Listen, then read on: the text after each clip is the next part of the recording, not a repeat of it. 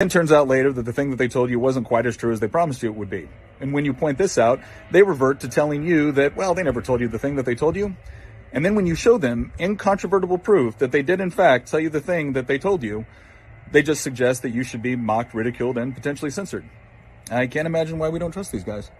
If you're so confused and disoriented that you don't know where you are or where you're going, there are predators of the spirit who are much worse than snakes that are waiting in wait for you.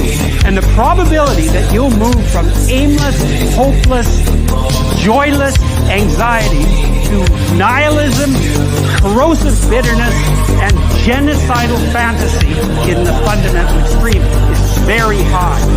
And so that's possession by a predator of the spirit in the desert of the soul. And that's real.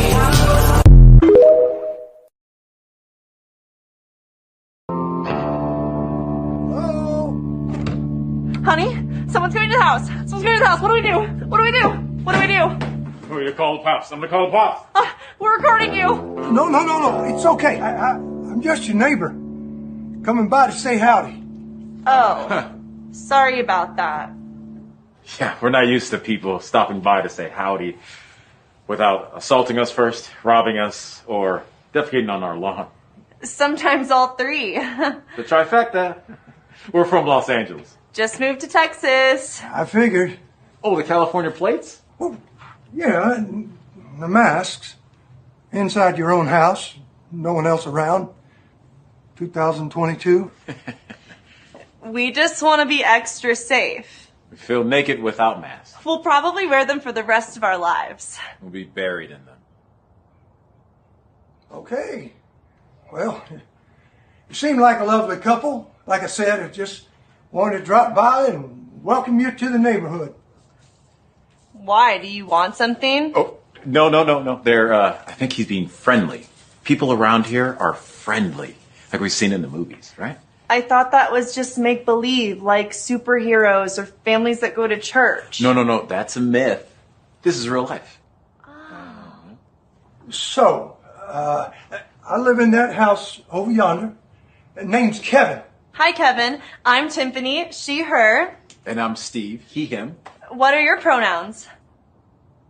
I don't believe in pronouns. I think they're reductive. In fact, just your asking about it is a microaggression. Oh my gosh, I am so sorry. I didn't mean to. No, it's okay. I'm just messing with you. I like all pronouns. My favorite is you. Yeah. I don't get it. Exactly. So, if you need anything, just holler. My wife and I'd be happy to help. Baby, he has a gun. I'm calling the cops. I'm recording you. No. Recording It's you. okay. Good morning. I'm here to give you an update on the FBI's investigation of Secretary Clinton. What I want to do is tell you what we're recommending. But first, let me tell you what we found. 110 emails in 52 email chains have been determined to contain classified information. What difference at this point does it make? 8 of those chains are top secret, 36 of those chains secret, and 8 contain confidential information. What difference at this point does it make? Everything I did was permitted.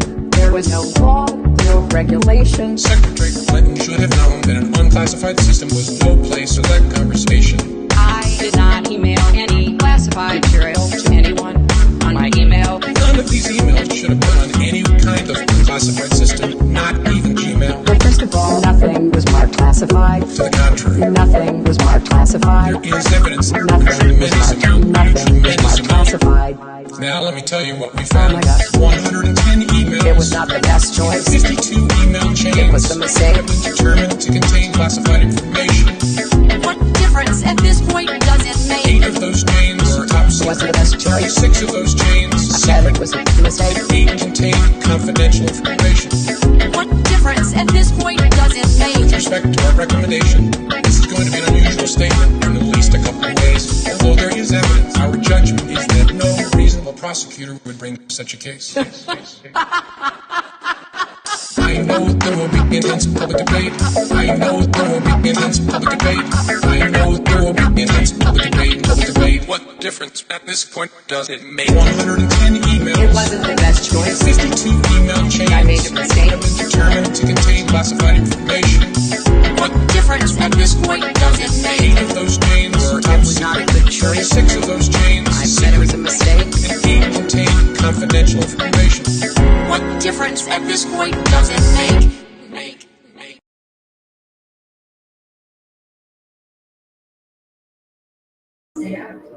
What's up, man? Well, howdy do, brother. Had to move my shit. I ain't had a computer for a couple days. My back room, I had everything in. Granddaughter's here, so I had to make her a bedroom. Hey, y'all out there, what's going on? What happened? I was telling everybody, hey, out there. My granddaughter's living with us, so I had to give up my junk room. I liked it back there. It's my little corner now. I got to be out here. Everybody's looking at me. All right. Well, I'll says it this way, brother. We all got to make sacrifices for the ones we love, you know? Yeah. I mean, I'll put it this way. I gave my dreams, my ambitions, all my worldly goals to try and help my family, because I believe in family as a greater importance than self. So, you know. KP, I'll see if I still got a blank version of that. I don't remember if I threw it away and it's just connected here on StreamYard or what, that Hillary thing. How you been doing, man? You been doing all right, Blaine? Oh, no, man. I got fucking walking pneumonia. Keep your zinc and quercetin around. And hell, I guess Shane, I don't know, I hadn't heard nothing out of him. I was going to try to call him. I can't even find his number. I guess he was on a ventilator. I don't know if he still is. I was going to get a hold of him because I ain't got no issue with him other than we had some stupid shit way back. But I don't fall into all that shit, and I don't hold a grudge. If I do, they're still breathing, so there ain't no grudge. Well, that's a good way to put it. Like, if I was holding a grudge, bruh, you wouldn't be breathing. Yeah. Most likely wouldn't see it coming. Right? No, I have walking pneumonia. I've had it since I was 15 years old. It comes up every time that the seasons change. The only time that it's gone is in the summer or when I'm in the desert. Yeah, they say once you get it, I've had pneumonia a few years ago, and I had it really bad. I got so bad I turned gray sitting here. Only reason I went, his wife stuck a thermometer in the corner of my mouth, and it hit 105, and my buddy was over here, and they basically grabbed me by my feet and started dragging me out the door, and I was like, all right, I'll go. Yeah. After probably about the second time going to the hospital and the hospital telling me, well, all that we can really do is give you antibiotics, I said, that's all right. I'd rather drown in my own phlegm than, not be able to shit for a month. Yeah, kill all your biome. That's all it does. They put you on such high dose that it kills your whole biome. Yep. And it doesn't kill the freaking pneumonia. I don't know if folks know this, but your arthritis is pneumonia. It's also a parasite. Yeah. All bacterium are a parasite. It's just a question of whether it's a symbiotic or a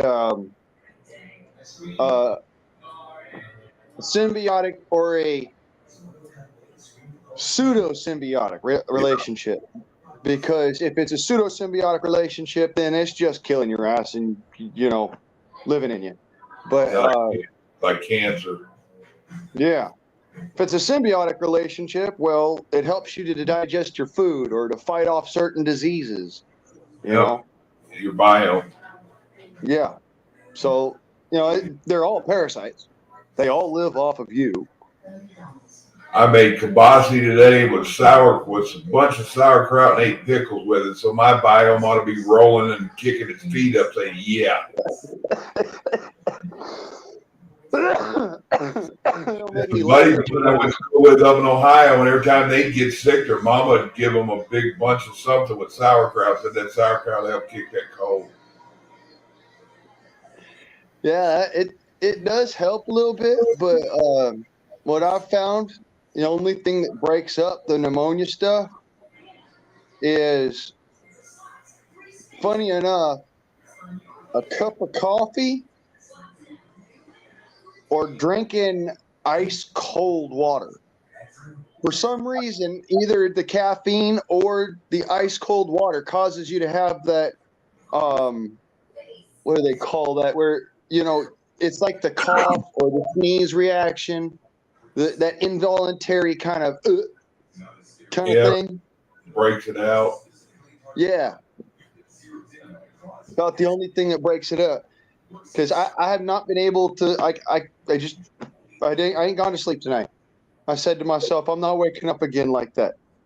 Hey, Vaughn. Hey, Mary. Hey, Jeff. Yeah, the parasite. Yeah, our government, they're not really parasites. They're more like a tapeworm of a tapeworm. Nah, I'll put it this way. Government, hell, no. Politicians. The only difference between a politician and a tick is that a tick falls off your ass after a while. Yeah, the tick cares if you're still alive because it keeps it alive. Yep. Hey, Redneck, 1911. I heard pickle juice. Another thing I heard, it'll help break it up. Well, I've had this for 15 years. Ain't nothing really done anything to beat it. It's all just kind of just walk through it. Every morning when I wake up drowning. I actually, where it started was I was 15 years old. I was on the dive team for my high school. I was what they call a target diver. So you have to dive to a specific depth, go down, pick up different target rings at the bottom without goggles, without a breathing apparatus, and you have to stay underwater for a certain amount of time, and then you have to be out of the water by a certain amount of time. Yeah. I went over that certain amount of time, and I ended up drowning. Ever since then, I've had pneumonia really bad in my lungs. It's never gone away. You must have got some damage in there to your lungs when you drowned, and something dirty got a hold of you, and it just never got rid of it. Yeah, it's that super freaking chlorinated Olympic swimming pool water. And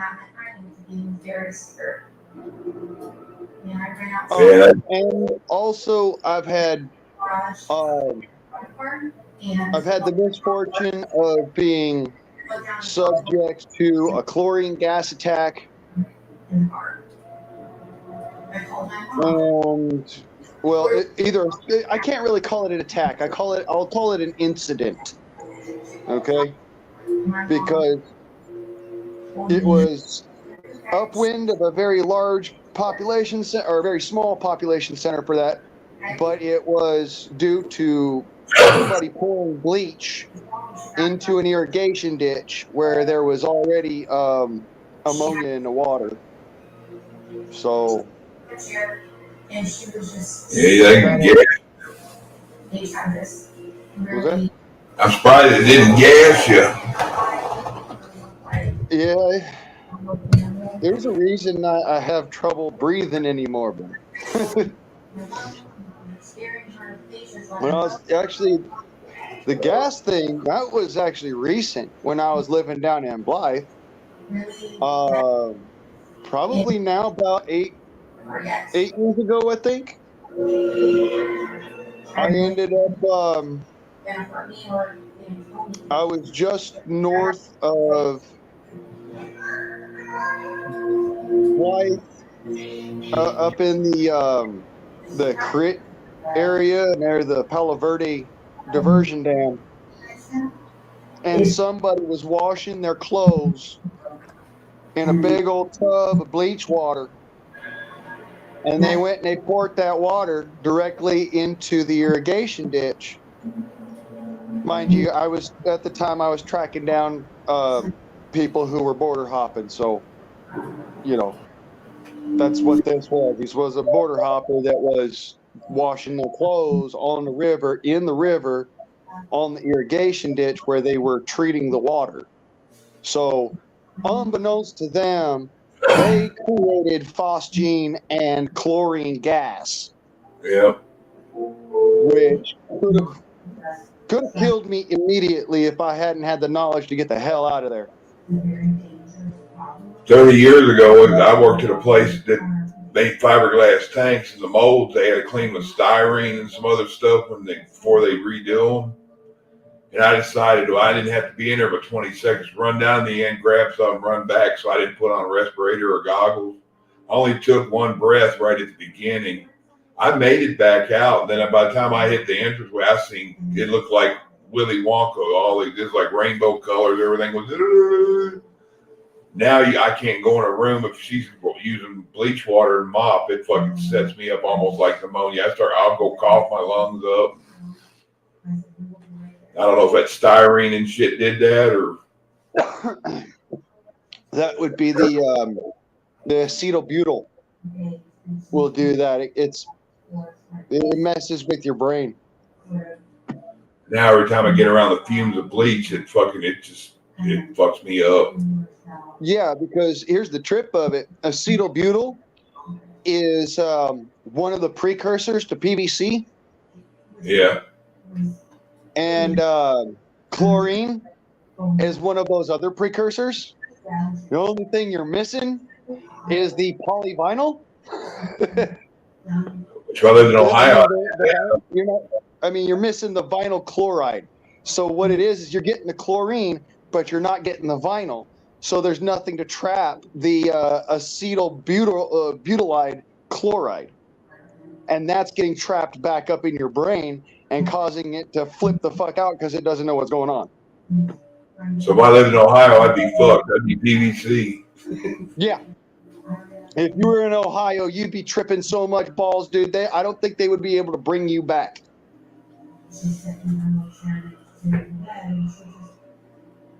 Yeah, they sent me home for a week with pay. You're not supposed to do that. And I said, well, I walked by 3 bosses. I went in there and nobody said shit. Like, go home with pay. Yeah. That's one of those, that's kind of stupid. I mean, we can all say, we did this stupid shit when we were younger, but, we don't make the wisest decisions when we're on the clock and, time is of the essence sort of thing. So I understand completely. I've done stupid shit where I was on the clock and had seconds to spare and was like, okay, fuck it, let's just do it. Didn't give a shit about safety. Do this so we can go to lunch. I should have spent that 5 minutes getting a respirator on it to do it, but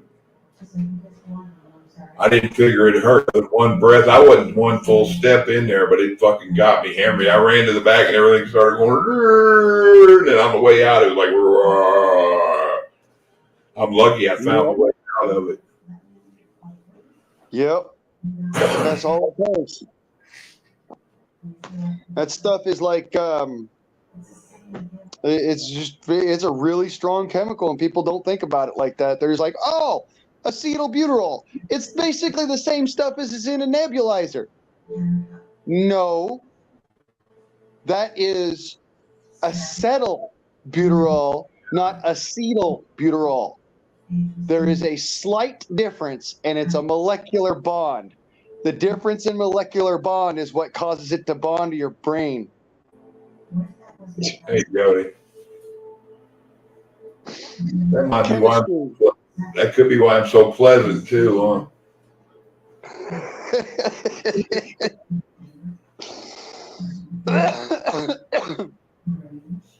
Oh,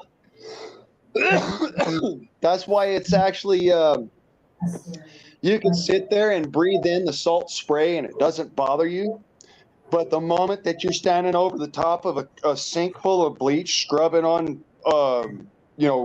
dirty dishes or whatever, it really chokes you out. It's a difference in chemical bond, and that's it. Yeah, you can get same kind of bleach just about out of salt water. It'll do the same thing. It's just a compound off. Yep.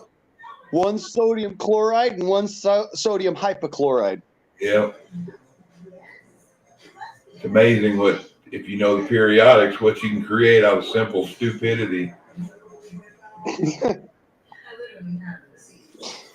Oh man, some of the things as I've been able to create just all of my own little lonesome, not even using the YouTubes as like a reference or nothing, just knowledge that I've got. If you told that to your average Karen, they would lose their minds. They think you're some sort of terrorist or something when their only reality is no, you're not a terrorist. You're a chemist. There's a difference. I forget the chemical things we mixed together as a kid, me and a buddy of mine, but we mixed these three things together and all it do is create a candy. It's like, it made it taste like cherry watermelon. It's like candy, but it was liquid. You remember doing that shit? Yeah. It's basically Kool-Aid, a little bit of sucralose, which is actually straight out of freaking coal, and some. Hey, Jody, Tom. Dihydrogen oxide. Yep. Or no, sorry, not dihydrogen oxide. Monohydrate. It's dihydrogen dioxide monohydrate. Sorry, my bad. I keep on getting those mixed up. There are three different types of gases there. Two of them are actually extremely toxic and caustic. And then the other one is one that you drink as a liquid. Yeah, it becomes inert. Some things will become inert if you mix them the right way. Hey, Black Watch, Redneck asked what would be a bleach and an ammonia. That blew my mind what he's asking. All right. Let me right quick. I'll see what he says. Hey, KY. What would be a bleach and ammonia be? All right. So bleach and ammonia, when you mix them, makes a few different chemical compounds. One of them is chloronitrate, which is incredibly caustic on your lungs and is also extremely explosive and is reactive with sunlight and breaks down into phosgene and ammonia. It's an acid gas. It in an acid gas also, it'll burn the stuff on contact. Yeah. There's also one of the other compounds that it makes is ClC4 is chlorocarbon, but not the what you would call it, the stable compound, but the unstable compound of ClC3, which ClC3 becomes, if it's mixed with water, will turn into chlorine gas and carbonated water. So, yeah, those are really freaking toxic, by the way. Oh, mothballs and baking soda. Danger, Will Robinson. Danger, danger.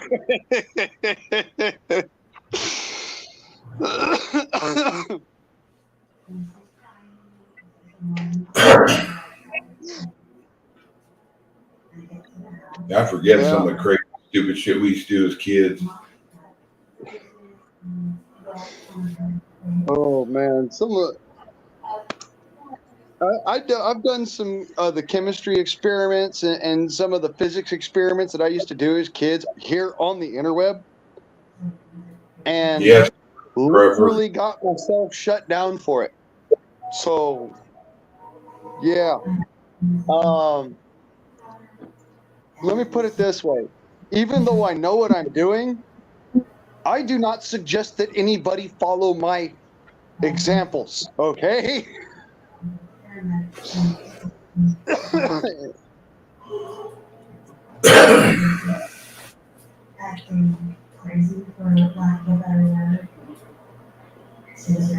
So yes, kind of like Saren. You're right.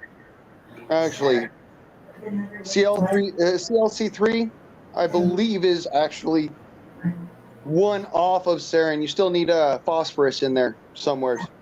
I can't remember what the bondage is, but I tried to actively avoid learning that one for a good reason. Well, it can't be much worse than our medical field. Oh, hey, let's use mustard gas to create chemo to help people. Right? Mustard gas. So basically a blister agent that is made from a plant toxin mixed with a high-grade caustic chemical, and you want to take that and give it to people who have a life-threatening situation already. Yeah, make you so sick that the cancer dies too. Why don't they just make them high alkaline and be done with it?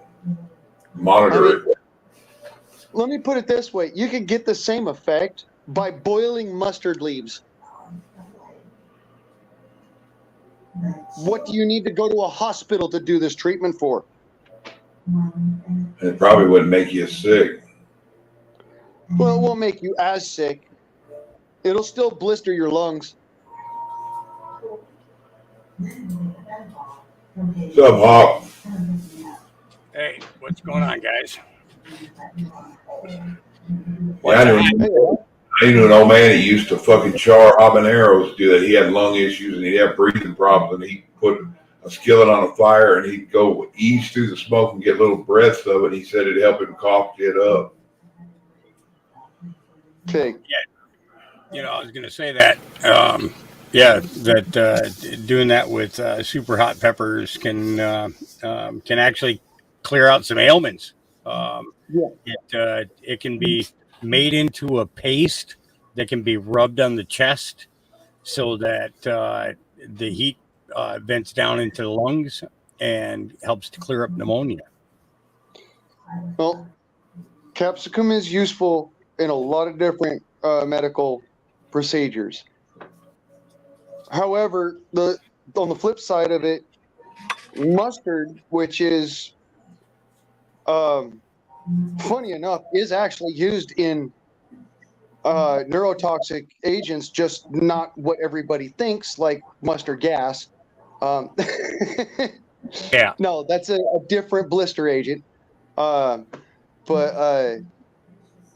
When you boil mustard, it is a type of neurotoxic blister agent, and it can cause severe scarring on your lungs. So I learned to not do that one. However, peppers, on the other hand, even if you're stupid enough to walk into pepper spray, it'll work. It'll work. Yeah, they get that mucus flowing out everywhere.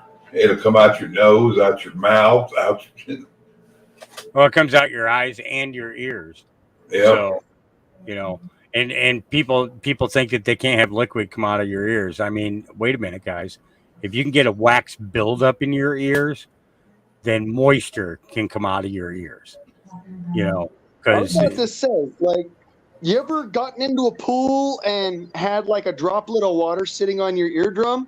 Yep. And then you turn your head sideways and shake it out, and out comes almost like a vial of water? Yep.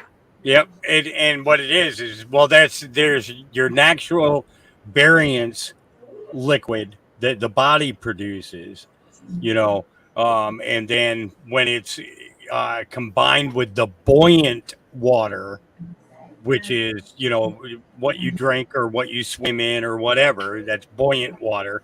Okay. When the two combined, especially with a chlorinated chemical or compound that's going to bind the two waters, then yeah, it's like putting on sunscreen and then going in salt water. Okay. Or you know what I mean? It's like, sure, you're not washing off the burn lotion.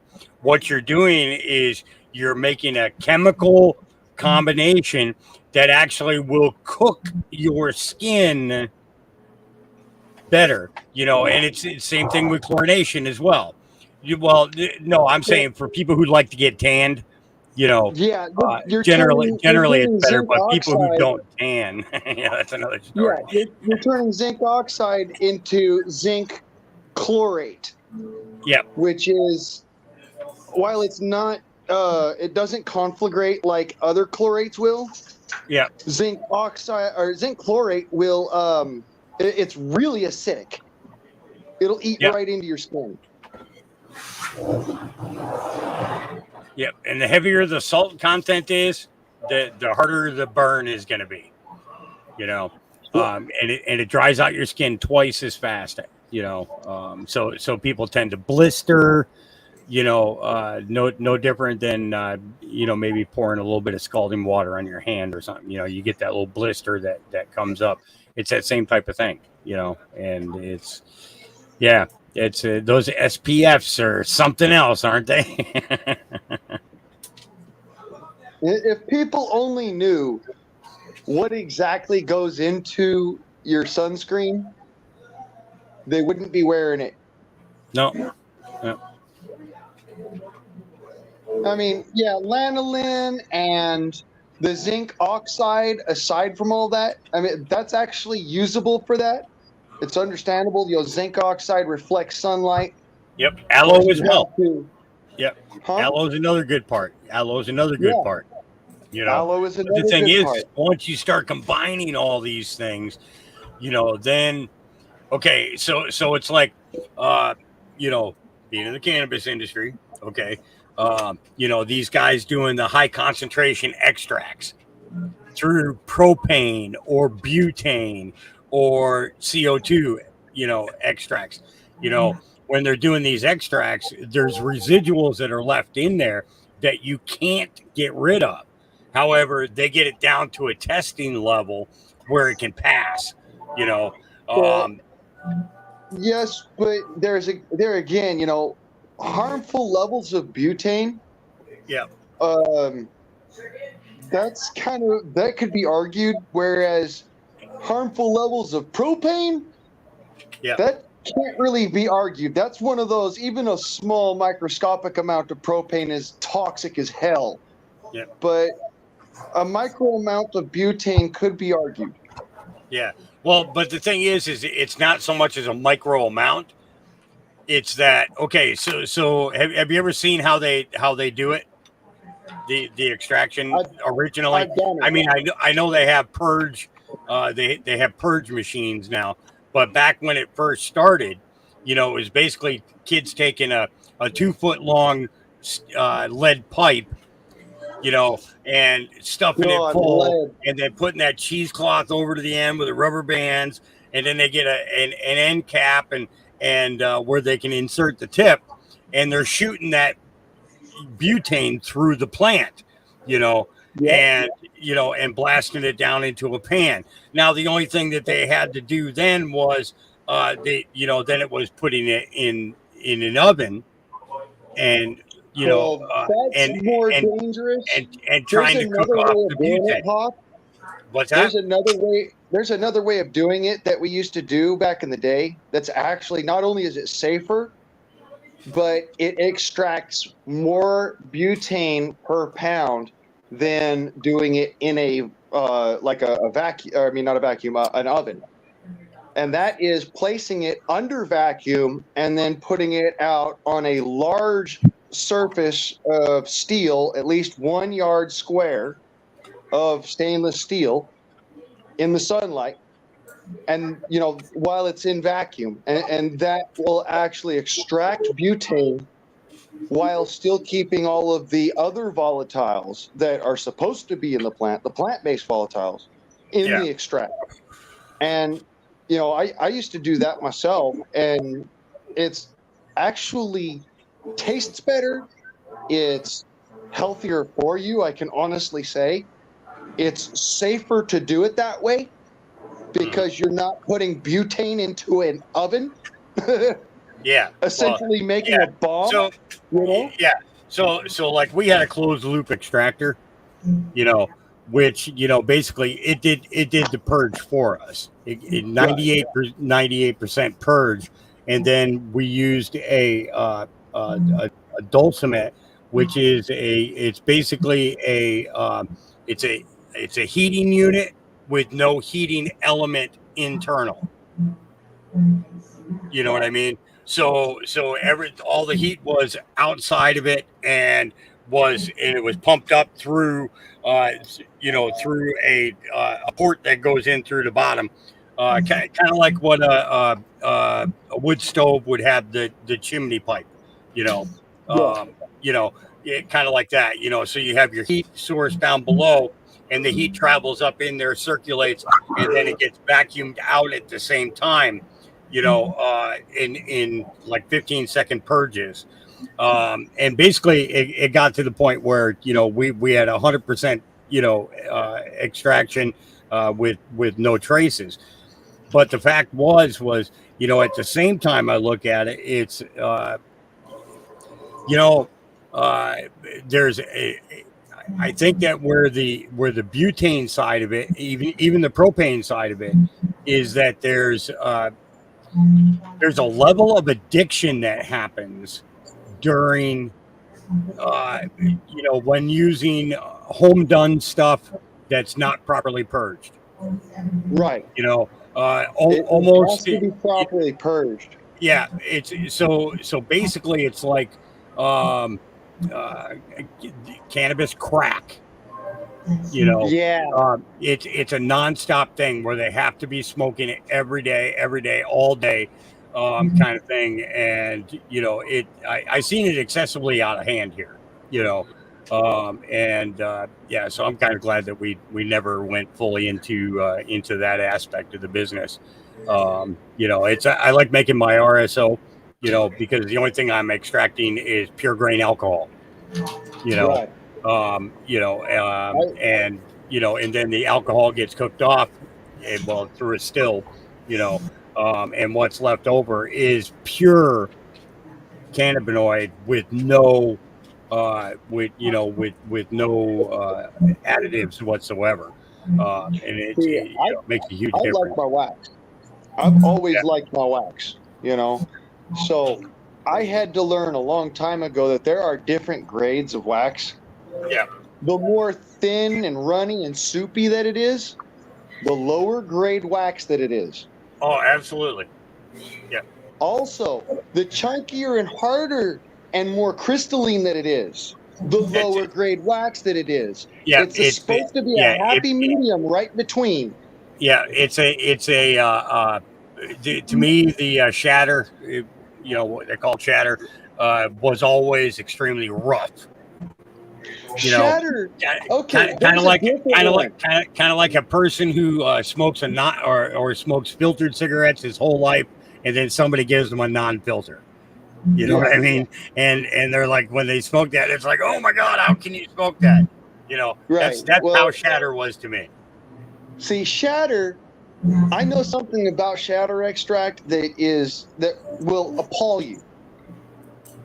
With shatter, in order to make shatter, you have to utilize certain chemicals together in confluence with the butane extract or the propane extract. And I know what you're talking about. That is what chemically alters the extract to make it so that it is something else entirely. It's not cannabinol anymore. It's not even extracted cannabinoid for that matter. what you're getting at that point is something else. I would be so bold as to say that the reason why it's so toxic, like for instance, red shatter or green shatter, those two are so toxic because you utilize alcohol in order to solidify the butyrol extract. Depending on the type of alcohol is where you get the color of the shatter.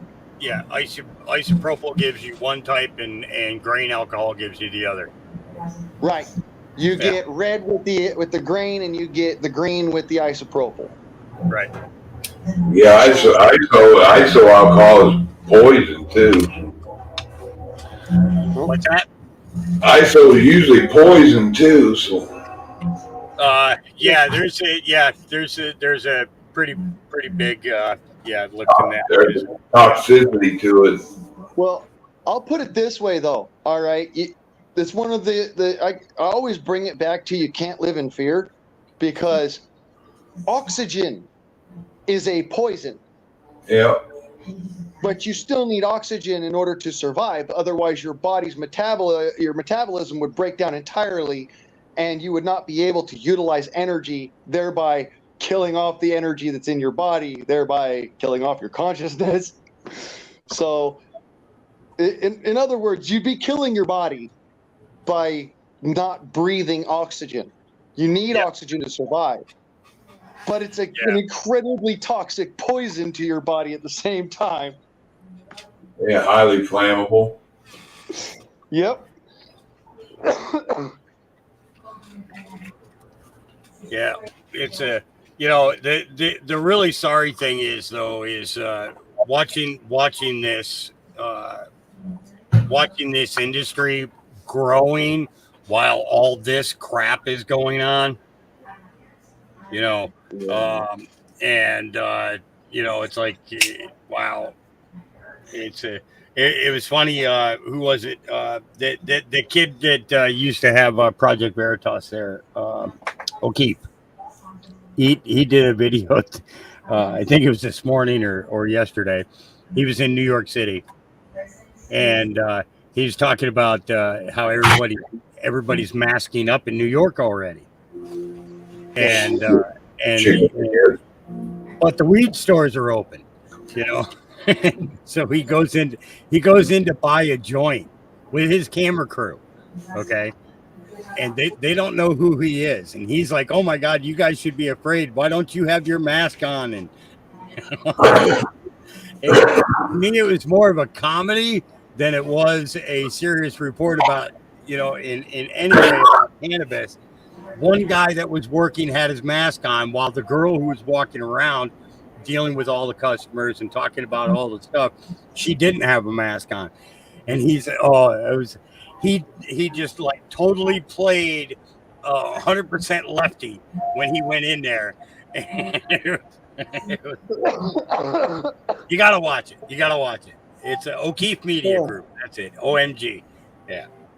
So but he walked out of there with a joint. That was kind of funny. I was like, I sit back and I watch all these people rag on people, because they use, because they use cannabis and hey, to each their own. I could say the same thing about people who drink. I could say the same thing about people who do all the other drugs or pain pills and all that other shit.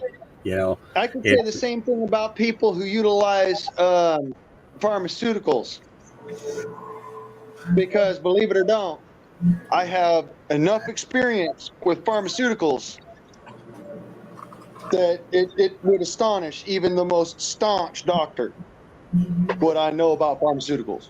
Yeah, it's almost 90% of your pharmaceuticals are extracted with ethanol alcohol. If you did not know that, now you do. They're also attached to lactose-based tablets or gelatin-based capsules. Yeah. Because for those people who are lactose intolerant, they'll give you a gelatin-based capsule. What happens when you're both lactose intolerant and you have a what they call like meat allergy? Protein allergy. Yeah, meat allergies. No, it's actually a protein allergy. It's not just a meat allergy. It's protein that you're allergic to. It's a specific type of protein, aka gelatin and pectin. Pectin. I've heard also that'll affect people who have seafood allergy. Shellfish allergy. It'll get to them too. In a way, it's kind of one level off. It bothers them. That's a chitin allergy. So real quick, Black Watch, I 100% agree with you. Medical use of cannabis makes sense. Recreational use is a very slippery slope, you know. Yeah. And I'm throwing a very in there because that's what I'm talking about. You know, because when I got into the industry, I got in it as a patient, you know, who became a provider and then a producer, you know. It was, you know, so yeah, I totally get it. You know, and I cannot argue with that at all. I used to laugh at my brothers and sisters when I was a kid. All right. They were selling pot in school. You know, they were rolling up the joints and selling them on the green in front of Norwood Free Academy, $2 a joint. Okay. All right. And they as soon as they got their $40, they go and they get another joint. They go and get another ounce, and they roll up another 40, 50 joints. You know, so you know, and I would laugh at them. I knew what I wanted to be. I knew I was going to be a Marine. That was my goal, and that goal came true. You know, but looking at them and saying, "Oh my God," you know, you're just a bunch of stoners. But then, you know, at the same time, you know, after becoming a patient, I realized that with them, it wasn't so much of them doing it to be high. It was them self-medicating because of what we had experienced, you know, and I'm the third from youngest to 14. And most of us went through a lot of similar things, that were never should happen to children. Yeah, don't smoke the sweet leaf kemosabe. Yeah, but Tom. Speaking of the sweet leaf, I need to go and have me a cigarette. Tobacco, not cannabis. Yeah, I don't inhale. I used to smoke about 6 joints a day. Then I got to the point where I started using pipes. And I packed the pipe in the morning, and it's finally done at the end of the day. And that's probably less than a gram a day, you know, and, you know, that's it. You know, I don't like sit down and steamroll pot all day long, you know. I can't get anything done that way, you know. I got a buddy of mine who's got Marfans, and he was in the Navy, and he can't cope with anything unless he smokes. That's his way of medicating because some of their drugs don't work on him. Yeah. Well, so when I first came home in 2004, went through medical rehab and everything. You know, before I got to go home, I was out of Bethesda for quite a while, almost 18 months. You know, I was taking an average of 600 or between 600 to 700 pain pills a month. You know, the VA was sending me 3 months supplies at a time. You know, dude, if I didn't have pain pills, dude, that was it.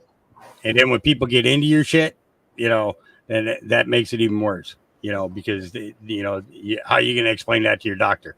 You know, It took me 6 months to get immune to Lortab 10 when I got my accident and my back messed up. And then they try to put me on OxyContin, and then they put me on oxycodone because I couldn't pay that $700 of prescription for it. Yeah.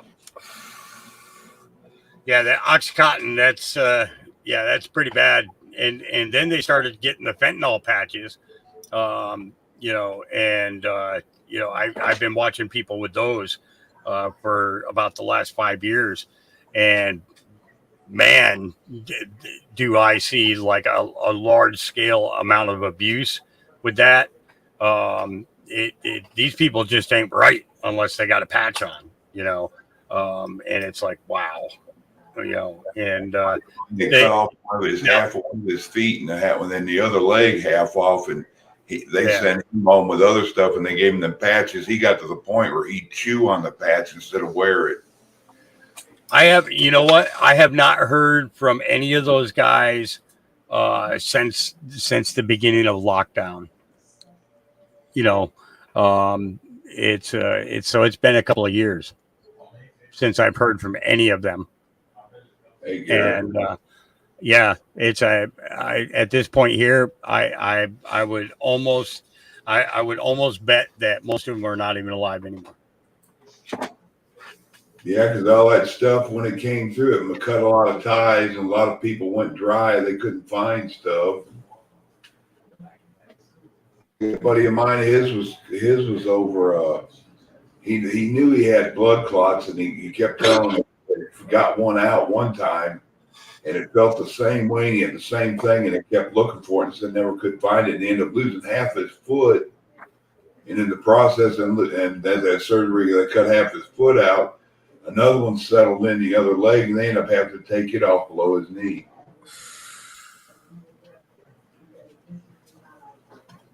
Yeah, we just need to get back to all natural medicines. Yep. And these people who are creating all these poisons and even the bioweapons, just need to be dealt with, just put an end to, We don't need to be doing that to each other. We should be, we should be looking out for each other, supporting each other, and and watching humanity grow, not degrading and belittling and chastising by separation. I'll say this much, Hawk. The worst thing to ever happen to humanity is one individual deciding that they should have power over another. Yep. I'm a firm believer in self-governance. I think that's the only way that humanity even has a chance. Yep. It's almost like saying the whole country needs to go back to the days of the Wild West. You have your 10 commandments and you live by them, and then of course the commandments that Christ laid out for us, love your neighbor as yourself, and do unto others as you would have them do unto you, and love your God. Other than that, we don't need all this other stuff on paper. We don't need all these things that constrain and stop a person from being able to, I've been talking to people who, since all this crap has been going on, their insurance has almost tripled in cost. And it's like everything that they're going to the doctors and stuff for, they're not covering it. It's like, what the heck?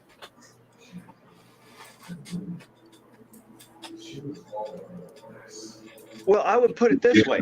Why spend money when you can make money? Even if it's a swindly, freaking nasty, backwards way of doing it, this is how they think, mind you. Yeah. I'm not saying that this is how I think. I'm on the level of, look, I don't want to do harm to anybody. I want everybody to have a lovely life. That's just how it is. Look, if wishes were fishes, right? But at the same time, I agree entirely that a lot of this shit comes down to greed. In a nutshell, it's all due to do with greed. If people would forget about their greed and look after their morality, we wouldn't have as many problems as we do. That being said, I don't want to sound like a fucking communist. I'm not. I'm a freedom-loving, liberated American, you know.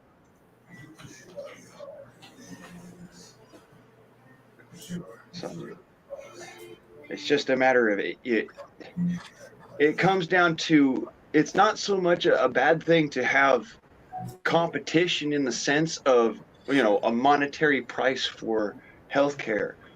What the problem is not putting a cap on it. Yeah. The moment that there's no cap on it, that gives people the ability to bend the rules, because if money talks, then you can utilize the system in order to play the system. You got to put a cap on it. You got to have an absolute limit of how much something can cost. Otherwise, you're going to end up charging people out the wazoo in order to bribe officials in order to get away with certain things that you would not normally be able to get away with. That's literally where we're at. And I watched it happen firsthand, so, take my anecdote with a grain of salt, or perhaps a trainload of it, but,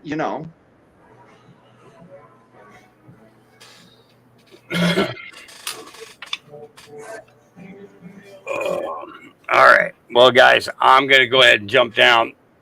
I'm going to get some sleep early tonight. You guys have a great night. Good to see you, man. I'm going to roll out. Yeah. I'm going to roll out, too. I got to take my son to a bunch of stuff in the morning. I just make sure everything worked after me finally getting it up, all my stuff moved in a different spot and hooked up. Right on. Right on. Well, all right. I'll tell you what. If everybody wants to continue this whole spiel and have a place to hang out, because I am not going to be going to bed tonight. I have pneumonia really bad, and it will not let me lay down or stay still for very long. So if we're all going to just jump off of here, then I'm going to go set up the Freedom Forum, and anybody who wants to, any of the night owls, y'all can come over to my place. Drop your link for them. I don't know. You can drop my channel link. I don't have the Freedom Forum open right now. This is my point. I don't do that. I don't have them scheduled. I don't have just a link to throw at you. It's on a whim sort of thing. So I'll throw up the Freedom Forum, and then anybody who has the the subs and the notifications on, they'll get the notification most of the time. That being said, YouTube does like to screw me. So. No, not them. They're just out to give us all we can get. Yeah, I know what you mean.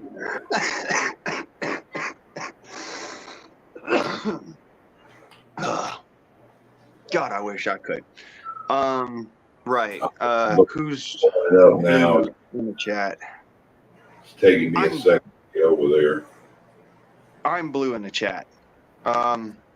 Give me a second, and I will drop my channel link in the chat, and then from there it should be pretty easy to just find the Freedom Forum. I got you there. I don't know if that's everybody, if you want to check them out, I'm gonna roll out, but y'all welcome to go over, and everybody's welcome to come on here anytime I'm up. I don't normally keep anybody up, but just ask people to pop on their cam a minute and make sure you ain't somebody out there wanking yourself. They've had a few of them do that in the past. Never got caught on mine. I sort of did once and kicked them that quick. Yeah, that just shows you. That shows you that people are monsters, and monsters will create mayhem. So, and until they get a hold of the cure, Well, it's until the cure gets a hold of them. Yeah. But whatever. All right, y'all. Good night. Thanks for coming up, Wayne. We'll talk to you later. You might see me over there. I'm gonna go out and smoke and make sure it's locked down and get ready for bed. I might come hang out with y'all for a few.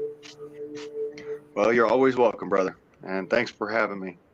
You're welcome. I'm out. Good to see y'all. Good night, y'all. Much love.